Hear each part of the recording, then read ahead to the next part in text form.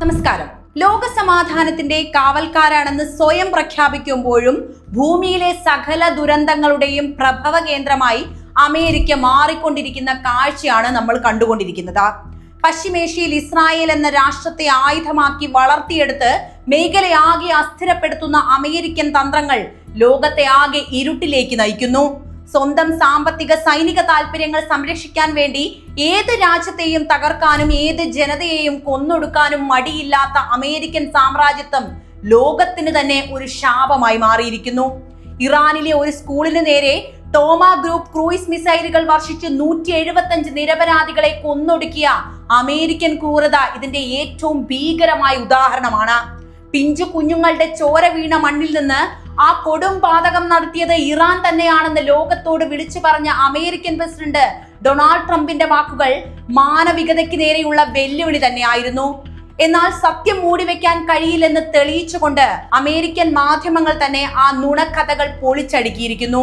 സാങ്കേതിക തെളിവുകൾ പുറത്തു വന്നതോടെ താൻ നേരത്തെ പറഞ്ഞതൊന്നും അറിയില്ലെന്ന് പറഞ്ഞ് കൈ കഴുകാൻ ശ്രമിക്കുന്ന ട്രംപിന്റെ നിലപാട് ലോകത്തിന് മുന്നിൽ അമേരിക്കയെ വീണ്ടും വീണ്ടും നാണം കെടുത്തിയിരിക്കുന്നു.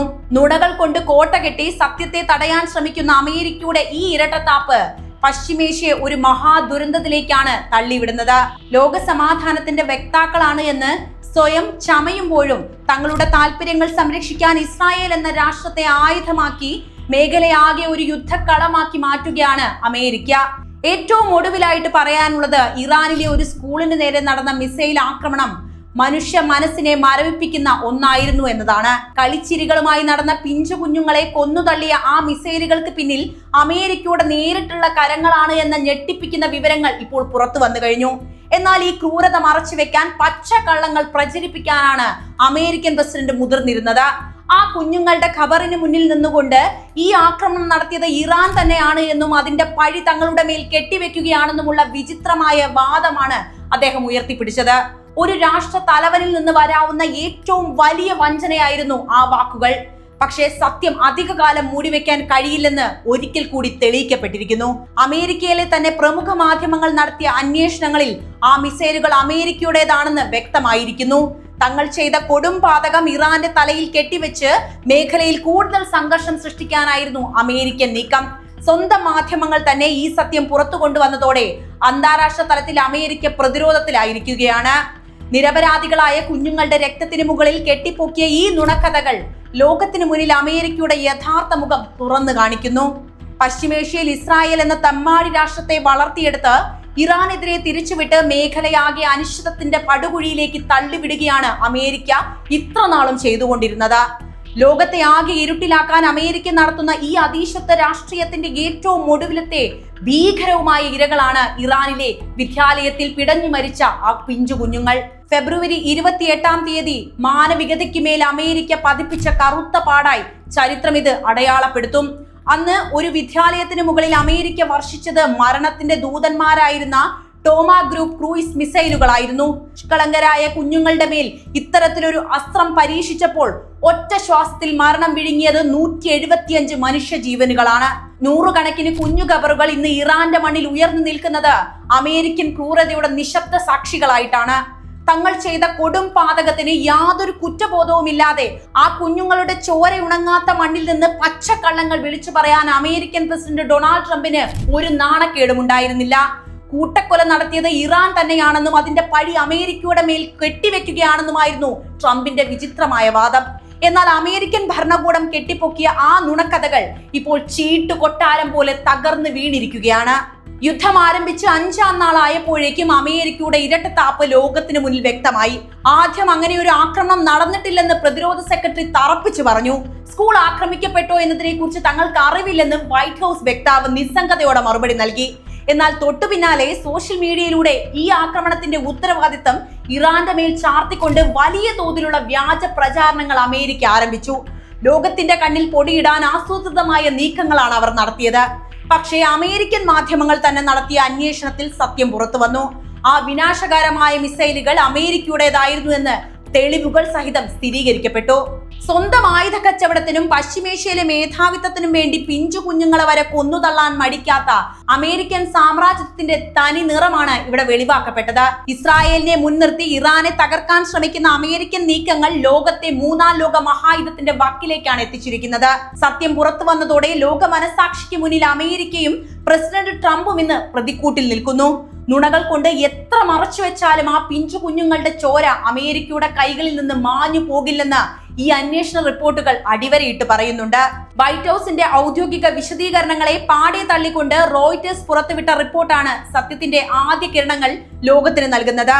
ഈ ആക്രമണത്തിന് പിന്നിൽ അമേരിക്ക തന്നെയാണെന്ന് റോയിറ്റേഴ്സ് അസന്നിഗ്ധമായി പ്രഖ്യാപിച്ചതോടെ വാഷിംഗ്ടണിന്റെ പ്രതിരോധം പാളി തുടങ്ങി. പിന്നാലെ CNN കൂടുതൽ ആഴത്തിലുള്ള പരിശോധനകളുമായി രംഗത്ത് വന്നു.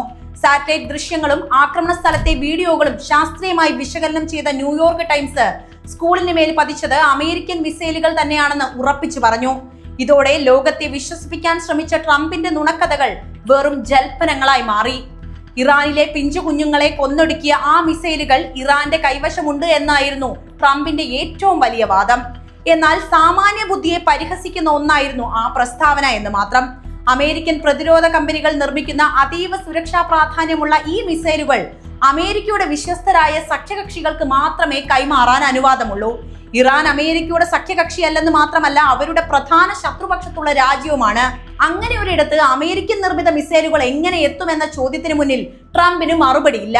സ്വന്തം രാജ്യത്തെ നിയമങ്ങളെയും അന്താരാഷ്ട്ര ആയുധ കൈമാറ്റ കരാറുകളെയും പോലും വിസ്മരിച്ചുകൊണ്ടാണ് ഇത്തരമൊരു നട്ടാൽ മുളയ്ക്കാത്ത നുണ ട്രംപ് പ്രചരിപ്പിച്ചത്. തങ്ങളുടെ പക്കൽ മാത്രമുള്ള അത്യാധുനിക ആയുധങ്ങൾ ഉപയോഗിച്ച് ഒരു സ്കൂൾ കെട്ടിടം പൂർണ്ണമായും തകർക്കുകയും അതിന്റെ ഉത്തരവാദിത്തം ഇരകളുടെ മേൽ തന്നെ കെട്ടിവെക്കാൻ ശ്രമിക്കുകയും ചെയ്ത അമേരിക്കയുടെ ഈ നടപടി സമാനതകളില്ലാത്ത ക്രൂരത തന്നെയാണ്. ഇസ്രായേലിനെ സംരക്ഷിക്കാനും ഇറാനെ തകർക്കാനും ഏതു നീചമായ മാർഗവും സ്വീകരിക്കാൻ മടിക്കാത്ത സാമ്രാജ്യത്തിന്റെ തനി നിറമാണ് ഇവിടെ വെളിപ്പെടുന്നത്. മാധ്യമങ്ങൾ പുറത്തുവിട്ട തെളിവുകൾക്ക് മുന്നിൽ തല കുനിക്കേണ്ടി വന്ന അമേരിക്കൻ ഭരണകൂടം ചരിത്രത്തിലെ ഏറ്റവും വലിയ വഞ്ചനയുടെയും കുതുകാൽ വെട്ടിന്റെയും പ്രയോക്താക്കളായി മാറിയിരിക്കുന്നു. ആ 175 ജീവനുകളുടെ ചോരയ്ക്ക് മറുപടി പറയാൻ ലോകത്തിന് മുന്നിൽ അമേരിക്കയ്ക്ക് ഇന്ന് വാക്കുകളെയില്ല. അന്താരാഷ്ട്ര മാധ്യമങ്ങൾ തെളിവുകൾ സഹിതം പ്രതിക്കൂട്ടിലാക്കിയതോടെ അമേരിക്കൻ പ്രസിഡന്റ് ഡൊണാൾഡ് ട്രംപ് തന്റെ മുൻ നിലപാടുകളിൽ നിന്ന് നാടകീയമായി ചുവടുമാറ്റുന്ന കാഴ്ചയാണ് പിന്നീട് ലോകം കണ്ടത്. റോയിറ്റേഴ്സും ന്യൂയോർക്ക് ടൈംസും CNN പുറത്തുവിട്ട ആധികാരികമായ റിപ്പോർട്ടുകൾക്ക് മുന്നിൽ മറുപടി ഇല്ലാതെ വന്നപ്പോൾ അങ്ങനെ ഒരു റിപ്പോർട്ട് കണ്ടിട്ട് പോലും ഇല്ല എന്ന തികച്ചും നിരുത്തരവാദപരമായ നിലപാടാണ് അദ്ദേഹം ഇവിടെ സ്വീകരിച്ചിട്ടുള്ളത്. നേരത്തെ ആവർത്തിച്ചു പറഞ്ഞ നുണകൾ പൊളിഞ്ഞു വീണപ്പോൾ ഉണ്ടായ ജാള്യത മറയ്ക്കാൻ ട്രംപ് സ്വീകരിച്ച ഈ തന്ത്രം ലോകത്തെ വീണ്ടും അമ്പരപ്പിച്ചു.